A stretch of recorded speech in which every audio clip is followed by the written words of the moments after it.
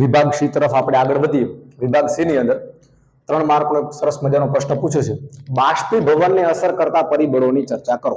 હવે આ પ્રશ્ન જ્યારે આપણા મગજમાં આવે ત્યારે આપણાને પહેલા જ 4 જવાબો મગજમાં આવી જાય. એક,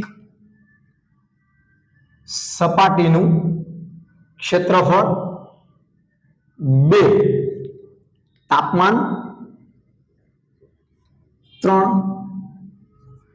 ભેજની માત્રા. અને 4, લહેરાતો સરસ મજાનો સમીર યાની કે પવન. આ 4 અસર કરે. હવે જોયું છે અહીં આપણે, જો સપાટીનું ક્ષેત્રફળ વધશે, સિમ્પલ વસ્તુ વિચારો, એક સરસ મજાનું શર્ટ લઈ લો અને શર્ટને પાણીમાં પલાળી અને ગોળ વાળી અને એક બાજુ મૂકી રાખો. એ જ ક્વોલિટીનું, એ જ સાઈઝનું બીજું શર્ટ લો જેને પાણીમાં પલાળી અને કમ્પ્લીટલી ફૂલ્લી રીતે ખુલ્લી અને સૂકવા માટે મૂકી દો, તો તમે જોશો કે બીજી ઘટનામાં તેની સપાટીનું ક્ષેત્રફળ વધારે હશે, જેના કારણે બાષ્પીભવનનો દર ઝડપી બનશે અને એ બીજા નંબરની ઘટનામાં શર્ટ ઝડપથી સુકાઈ જાય છે. તેથી કહી શકાય કે સપાટીનું ક્ષેત્રફળ વધે તેમ બાષ્પીભવનનો દર કેવો થાય છે? વધે છે. બીજું, તાપમાન. તાપમાન વધવાની સાથે બાષ્પીભવનના દરમાં શું થતું હોય છે? વધારો થતો જોવા મળે છે. સિમ્પલ રીતે વિચારીએ, 2 તપેલી લઈ એક બાજુ દાખલા તરીકે જે તાપમાન આપી એ ઘટનામાં, એનાથી બી ઘટનામાં 100 સેલ્સિયસ જેટલું વધારે તાપમાન આપો તો બી ઘટનાની અંદર જે પાણીના મોલિક્યુલ્સ હશે એમાં ઇન્ટરનલ મોલિક્યુલ ફોર્સ જે છે એ ઘટી અને અણુ વચ્ચેથી આંતરક્રિયા બળ હશે એ ઘટવાને કારણે અણુ વધુ ગતિમાં આવશે અને તેનું બાષ્પીભવન દર કેવો બનશે? ઝડપી બનશે. ભેજની માત્રા, જેમ ભેજની માત્રા ઓછી હશે તેમ બાષ્પીભવનનો દર કેવો હશે? ઝડપી હશે. અને વધારે પડતો પવન હશે, પવન વધારે હશે તો બાષ્પીભવનનો દર પણ કેવો હશે? વધુ હશે. આમ મુખ્યત્વે અહીં 4 પોઈન્ટ મગજમાં રાખવાના: સપાટીનું ક્ષેત્રફળ, તાપમાનમાં વધારો, ભેજની માત્રામાં ઘટાડો અને પવનમાં વધારો. આગળ વધીએ. કલિલ દ્રાવણ એટલે શું અને તેના ગુણધર્મોની ચર્ચા કરો. પહેલા તો કલિલ દ્રાવણ એટલે શું? તો કલિલ દ્રાવણની ચર્ચા કરી. જે દ્રાવણમાં, ચલો આપણે સામાન્ય રીતે વિચારી લઈએ, માની લો કે નીચેના ભાગની અંદર પાણી ભરેલું હોય અને ઉપરથી તમે ખાંડ નાખો દાખલા તરીકે, તો જે નીચે પાણી છે ને એ છે આપણે દ્રાવક અને જ્યાં ઉપર આવશે ને એ છે આપણું દ્રાવ્ય.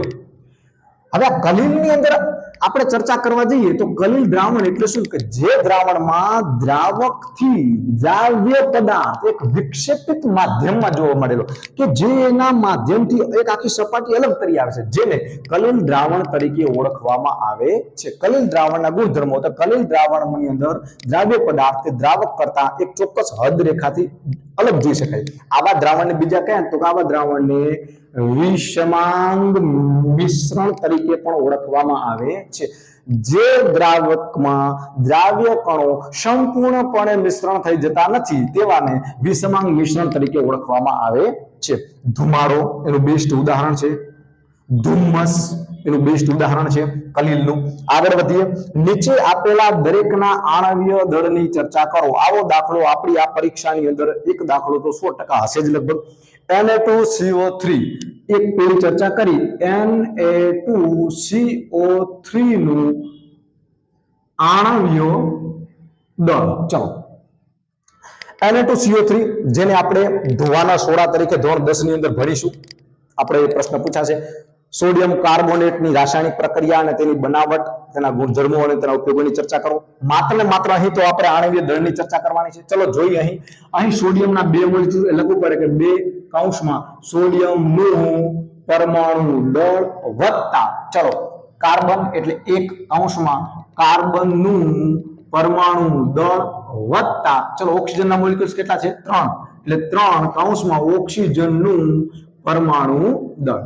ચલો, તમારી સુવિધા ખાતર વ્યવસ્થિત રીતે તમે પ્રશ્નની સ્ટડી કરશો તો નીચે તમારે દરેકના પરમાણુ દળ તમને સ્પષ્ટપણે આપી દીધા છે કે ભાઈ ચલો આ 2 એમના એમ, ચલો કૌંસ ખાલી +1 કૌંસ ખાલી +3 અને કૌંસ ખાલી. આ 1 2 અને આ 3 ની આપણે અહીંયા ચર્ચા કરી. સૌપ્રથમ વાત આવે સોડિયમ. તો સોડિયમનું પરમાણુ દળ થાય તમારે અહીં 23, જે અહીં તમને ઓલરેડી આપી દીધું છે સોડિયમ.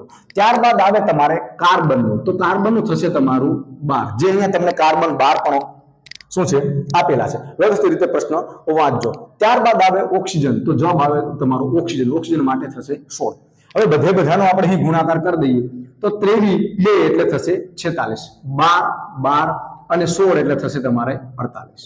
ચલો જો અહીંયા કે આ 8 2 10 6 16 1 ચલો 4 8 9 10 106 કોનું મળ્યું Na2CO3 નું. ત્યારબાદ બીજા નંબરની અંદર છે, ચલો આ ક્લિયર થયું. બીજા નંબરમાં આવશે CH3OH, જેને આપણે કહીશું CH3OH મિથેનોલ નું આણ્વીય દળ. ચલો આ તો તમે જાતે મોઢે ગણી શકશો, તમને આવડશે આની અંદર. તો ચલો ચર્ચા કરીએ અહીંયા. તો સૌપ્રથમ તો એક કૌંસમાં કાર્બન પરમાણુનું દળ વત્તા, ઉતાવળ ના કરતા, 3 હાઇડ્રોજન 1 હાઇડ્રોજન અને જવાબ આવશે 4 કૌંસમાં હાઇડ્રોજન પરમાણુનું દળ વત્તા, તમે પૂર્ણ વાક્ય લખજો, પરમાણુનું દળ. ચલો ત્યારબાદ આવશે ઓક્સિજન, તો એક કૌંસમાં ઓક્સિજન પરમાણુનું દળ.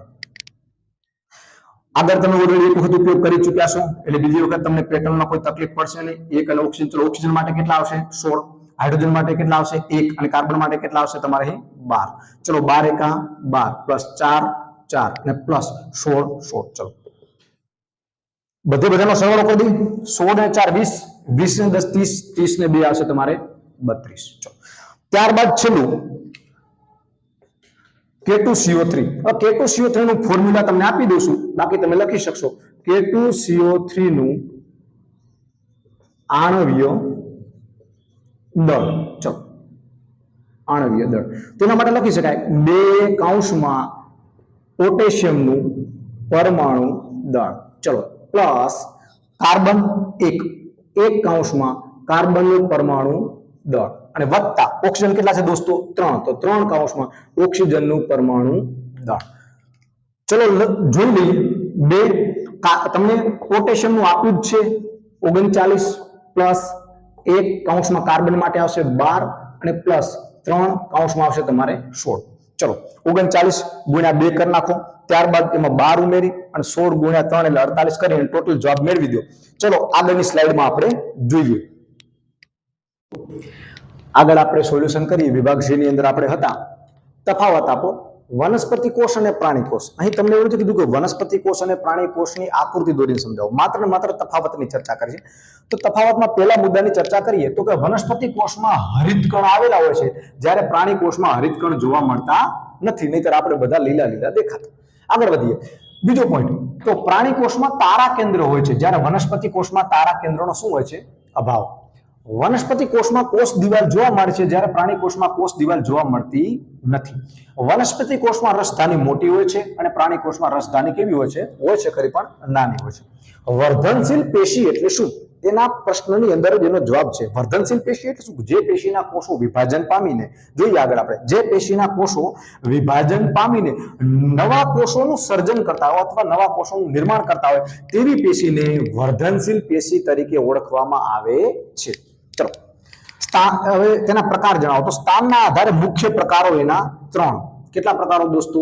3. એક અગ્રસ્ત, આંતરવિષ્ટ અને પાર્શ્વીય. આગળ, મધ્યમાં અને પાછળ. આગળ, વચ્ચે અને પાછળ. પ્રોફેશનલી એને બોલીએ તો અગ્રસ્ત, આંતરવિષ્ટ અને પાર્શ્વી.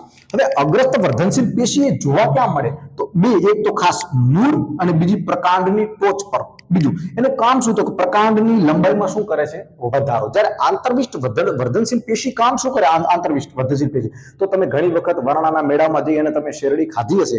બે શેરડીઓ વચ્ચે શેરડીમાં બે ગાંઠો વચ્ચે જેટલું અંતર વધારે એટલી શેરડી મજા આવે ખાવાની. આ એવી જ વાત છે. પર્ણના તલ પ્રદેશમાં આંતર ગાંઠો વચ્ચેનું શું કરે છે? અંતર વધારે છે. કોણ અંતર વધારે છે? આંતરવિષ્ટ વર્ધનશીલ પેશી. કોના વચ્ચેનું? આંતર ગાંઠો વચ્ચેનું. પાર્શ્વીય વર્ધનશીલ પેશી તો એની વાત કરીએ તો દ્વિદળી વનસ્પતિમાં જોવા મળે છે. તે વનસ્પતિના પરિઘો, મૂળ, પ્રકાંડના પરિઘમાં જોવા મળે છે અને મૂળ પ્રકાંડના પરિઘનો જે વિસ્તાર હોય તેનો શું કરે છે? તેના માટેના પરિઘના વિસ્તારમાં વૃદ્ધિ કરે છે.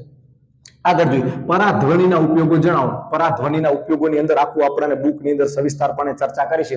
જેમ કે સરખેલા ભાગો ઘણા બધા દાખલા તરીકે સાધનોના જુદા જુદા ભાગો હોય, સર્પિલા ભાગો હોય, અથવા તો એવી એની રચના હોય કે જે રચનાની અંદર તમે સરળતાથી તેની સાફ સફાઈ ન કરી શકો, એવા ભાગોને કેમિકલમાં ડુબાડ્યા બાદ તેમાંથી પરાધ્વનિ તેના ઉપરથી પસાર કરીને ઉપયોગ કરીને આપણે તે ભાગોની સાફ સફાઈ કરી શકીએ છીએ. ધાતુના બ્લોકમાં બારીક વાળ જેવી તિરાડો તો તે તિરાડ પારખવા માટે તેનો ઉપયોગ કરે ડિટેક્ટર. આ બાજુના આવી રીતના બ્લોક આખો ઉપયોગ કરી આ બાજુના ભાગમાં ડિટેક્ટર ગોઠવી અને અહીંયા ધ્વનિ આપાત કરીને આપણને ખબર પડે કે આ ભાગની અંદર તિરાડ છે, જ્યાં ધ્વનિ આ બાજુના ભાગનું ડિટેક્ટર જે જગ્યાએ એને એક્સેપ્ટ નહીં કરે ત્યાં ખબર પડશે કે આટલા ભાગની અંદર આપણે તિરાડ પડેલી છે. માનવ શરીરના આંતરિક ભાગોનું પ્રતિબિંબ મેળવવા માટે, માનવ શરીરના સૂક્ષ્મ ભાગોનું પ્રતિબિંબ મેળવવા માટે હવે તો એવી પદ્ધતિ આવી ગઈ છે, આમાં એનો ઉલ્લેખ આપણે કરી શકીએ કે જેની અંદર પથરીને આ કિરણો દ્વારા શું કરે, નષ્ટ કરી અને મૂત્ર વાટે તેને બહાર નીકાળી શકાય છે. પોષક તત્વોની વ્યવસ્થાપન સમજાવ. સૌ જો ઘણી વખત આપણે એ ભૂલ થતી, પોષક તત્વો કેટલા, કુલ પોષક તત્વો તો આપણે જનરલી 13 કહેતા હોય છે. નહીં, એવું નહીં. પોષક તત્વો, કુલ પોષક તત્વો આપણી પાસે કેટલા, તો કુલ પોષક તત્વો આપણી પાસે કેટલા છે? 16. જેમાંથી જમીનમાંથી કેટલા મળે તો 13, પાણીમાંથી 1 અને હવામાંથી પૂછે તો કેટલા આવશે આપણી પાસે? 2. એમાં પાછા પ્રકાર પડી જાય. જો વનસ્પતિના જમીનમાંથી વનસ્પતિ જે મેળવે છે એના 2 પ્રકાર. એક ગુરુ પોષક તત્વોની સંખ્યા કેટલી? 6 અને લઘુની કેટલી છે? 7 છે. હવે પોષક તત્વોની શા માટે આવશ્યકતા છે? તો વનસ્પતિની વૃદ્ધિ, વિકાસ, તેની તંદુરસ્તી વગેરે માટે પોષક તત્વો ખૂબ જ જરૂરી હોય છે. જોઈએ હવે આગળનો પ્રશ્ન નેક્સ્ટ સ્લાઇડની અંદર આપણે જોઈશું.